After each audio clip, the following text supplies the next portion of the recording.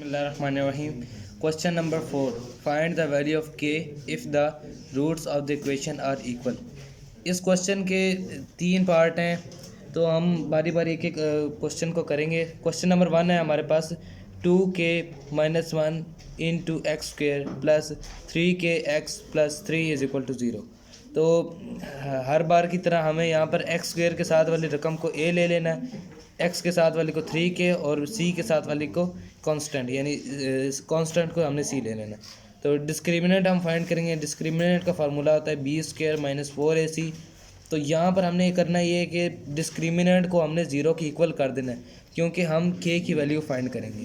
तो b की जगह आ जाएगा 3k और a की जगह आ जाएगा 2k-1 और c की जगह आ जाएगा 3।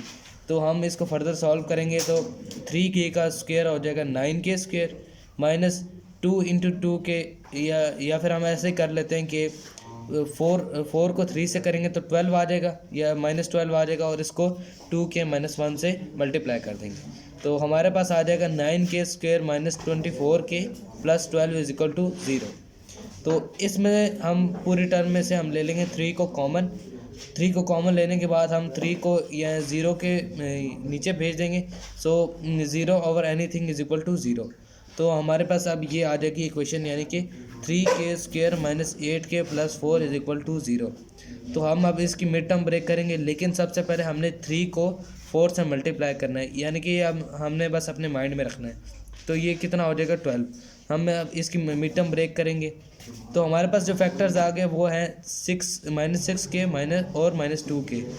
अगर इन दोनों को प्लस करें तो आ जाएगा -8k, और अगर इन दोनों को मल्टीप्लाई करेंगे तो आ जाएगा 12। तो अब हम इन दोनों में से यानी कि दो टर्म में से बारी बारी कॉमन लेंगे। तो यहाँ से आ जाएगा 3k कॉमन और k-2, और यहाँ से कॉमन आ जाएगा -2 और k-2। अब इन दोनों में से k-2 को कॉमन लिया, और ये जो बाकी बच गया उसको हम इस तरह ब्रैकेट में लिख देंगे इज इक्वल टू 0। तो अब हम इनको बारी बारी 0 के इक्वल कर देंगे। k-2 is equal to 0। सो -2 उधर जाके +2 हो जाएगा, तो k इज इक्वल टू +2 और 3k-2 इज इक्वल टू 0। तो 3k इधर रह जाएगा और 2 उधर चला जाएगा। फिर k इज इक्वल टू 2/3 यानी कि 3 नीचे आ जाएगा।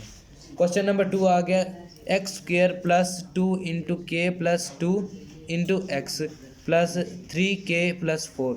अब हम इसी तरह हम a, b और c की वैल्यू यहाँ पे लिख देंगे।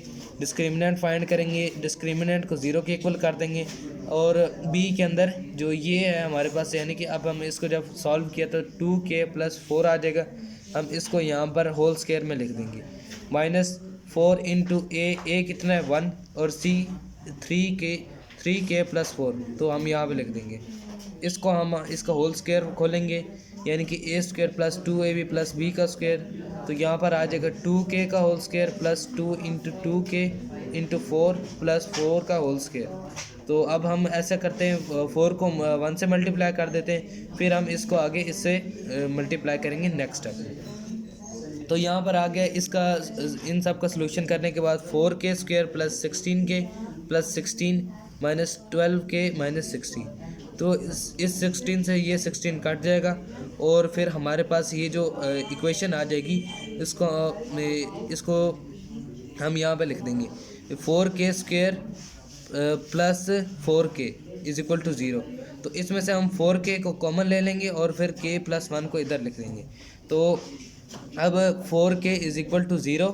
तो 4 0 के नीचे जाएगा तो 0 over anything is equal to 0, तो k 0 आ जाएगा। तो यहाँ पर k + 1 था, उसको भी 0 के इक्वल कर दिया, तो 1 उधर जाके -1 हो जाएगा। क्वेश्चन नंबर 3 आ गया हमारे पास। तो क्वेश्चन नंबर 3 ये है कि 3k + 2 into x² - 5 into k + 1 into x plus 2k + 3 is equal to 0। So a की वैल्यू आ गई 3k + 2, b की वैल्यू आ गई -5 इंटू k + 1। हमने यहाँ माइनस का भी लाजमी से ख्याल रखना है। तो c इज इक्वल टू आ गया 2k + 3। डिस्क्रिमिनेंट लिख देंगे b² - 4ac, तो उसको 0 के इक्वल करेंगे क्योंकि हमने k फाइंड करना है। तो हम जो ये वैल्यू है इसको होल स्क्वायर में लिखेंगे, यानी -5 इंटू k + 1 का होल स्क्वायर। हम यहाँ पे लिख देंगे इसका सोल्यूशन। तो ये अब ए और सी की भी वैल्यू यहाँ पुट कर देंगे। तो -25 का स्क्वायर कितना होता है 25, और इसका हम होल स्क्वायर अलग से ले देंगे, लेकिन इनको मल्टीप्लाई ही रखना है। फिर इन दोनों का सलूशन करेंगे, इन दोनों को आपस में मल्टीप्लाई करेंगे तो ये हमारे पास टर्म आ जाएगी। अब k+1 का होल स्क्वायर यानी कि वही फार्मूला a² + 2ab + b², और फिर यहाँ पर इन दोनों को जब यानी कि प्लस किया 9k और 4k को प्लस किया तो 13k आ जाएगा। तो अब हम यहाँ पर स्क्वायर यानी इनको खोल लेंगे, k² + 2k + 1, और यहाँ पर अब ये 4 को इन सब से मल्टीप्लाई करेंगे तो हमारे पास आ जाएगा। साथ में हमने माइनस का भी ख्याल रखना होगा, -24k² -52k और -24 = 0।